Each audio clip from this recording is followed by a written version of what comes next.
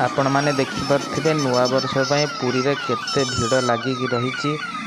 जीवाई बाट भी ना साइड मारी साइड काटिकी जावाक पड़ुची बहुत गहली भितर जावाक पड़ुची। तो चलतु आज संपूर्ण बड़दाण्ड बुलिबा।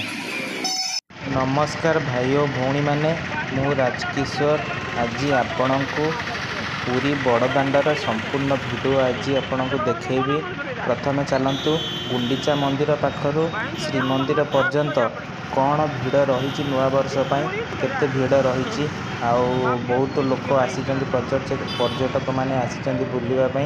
तो चलतु बुली जावा बड़दाण्ड आउ केते भिड़ अच्छी आज मुझे आपन को देखैबी संपूर्ण ये भिडियो रे। तो भिडियोटी शेष पर्यंत देखा आपन को अनुरोध।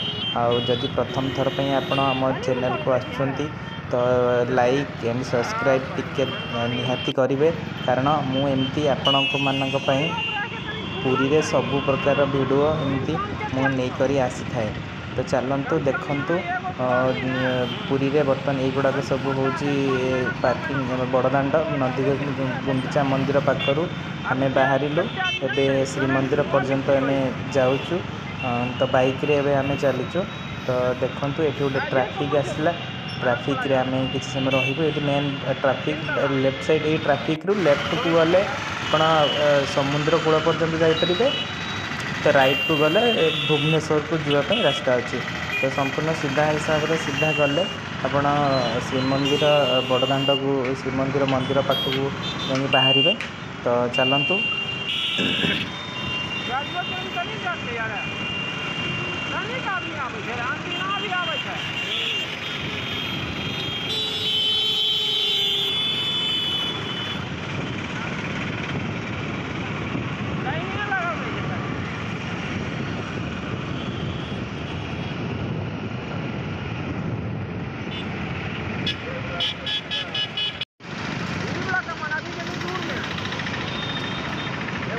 आपण मैंने देखिपे यहाँ हूँ बड़दाण्ड बड़दाण्ड डबल रोड थाए जोटा कि मझे देखिपे पार्टीशन कराई। कारण पूरी रे माने बहुत भिड़ जो मझे पार्टीशन कराई। तो देखिपे श्रीमंदिर मंदिर देखागला आम ए पाखे गलुणी मंदिर पाखापाखि पहुँची गलुँ। तो आगू अच्छी श्रीमंदिर चलतु देखा श्रीमंदिर पाखापाखि केते भिड़ अच्छी देखिले आप विश्वास भी करें।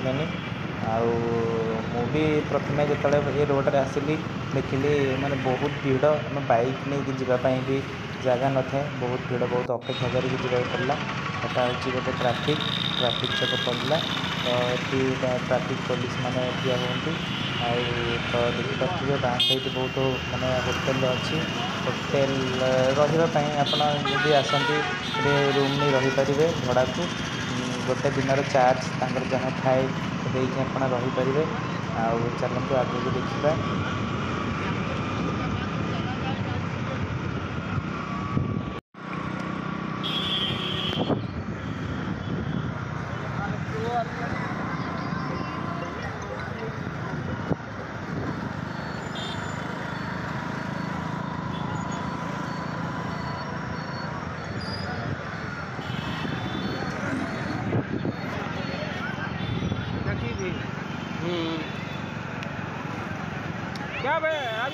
आपण मैंने देखिपे मंदिर पाखे आसला। तो लोक मैंने यू लाइन लगे दर्शन पर लाइन लगे पड़ी थाए। तो यू अधिका भिड़ यू जाम हो जाए।